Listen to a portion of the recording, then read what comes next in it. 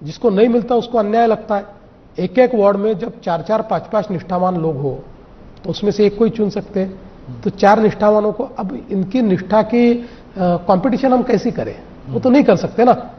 ये भी निष्ठावान है, वो भी निष्ठावान है, वो भी है, इनमें से एक को मिलेगा, 2 को लगेगा हमारी निष्ठा में क्या कमी आई भाई, पार्टी ने क्यों नहीं दिया। तो ये थोड़ा नीचे के चुनाव में ये चीजें होती है।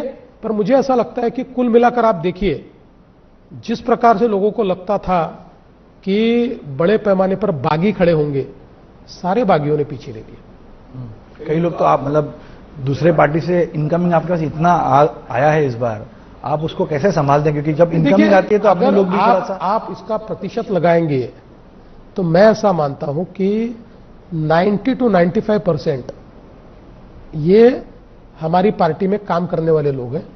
5 to 10% अलग अलग जगह पर ये बाहर से आए हुए लोग। मेरा कुछ सवाल आपके अलायंस को लेकर है। आप साथ में लड़ रहे हैं, लेकिन अंबरनाथ की बात करूं तो अंबरनाथ में कल जो हुआ, कांग्रेस के साथ मिलकर आपने वहां पर सत्ता काबिज की और एकनाथ शिंदे को अलग रखा।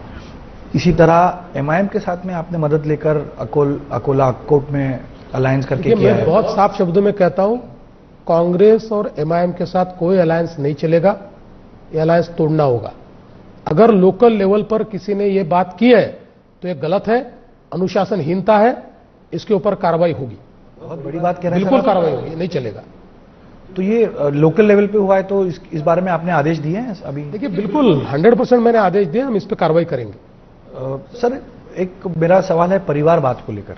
मैं कुछ आखिरी के सवाल है, आपके पास भी समय कम है, आपको प्रचार पे जाना है। परिवारवाद को लेकर आप परिवारवाद के खिलाफ हैं, आप बार बार कहते हैं। आप जिस तरह आपने राइज किया, आप चाहते हैं कि नए युवा पीढ़ी जुड़े और वो पार्टी की भी स्टैंड वही है। लेकिन इस बार परिवारवाद दिखा कुछ जगहों पर, आपकी पार्टी में दिखा, ज्यादा पैमाने पर शिंदे और अजीत पवार के यहाँ पर दिखा, उसको आप रोक क्यों नहीं पाए? देखिए, हमारी पार्टी में हमने फैसला किया था कि जो पिछले समय चुनकर आए और परिवार के लोग हैं उनके ऊपर तो हम गाज नहीं गिराएंगे, लेकिन नए सिरे से हम किसी के भी बेटे, बेटी, बहन, भाई को नहीं देंगे। हमने उस पर अमल किया। 2 जगह एब्रेशन हुआ, लेकिन उसके कोई स्पेसिफिक कारण थे। उन 2 जगहों को छोड़कर हमने कहीं पर भी एब्रेशन नहीं होने दिया। कहीं पर भी नए सिरे से बेटे, बेटी, बहन, भाई, इनको हमने टिकट नहीं दिया। सर, आपका अभी भी मैनिफेस्टो आना बाकी है। देवा भाव ने जिस प्रकार लाडली बहनों को महाराष्ट्र को विधानसभा चुनाव में एक बड़ी सौगात दी थी, इस बार भी बीएमसी या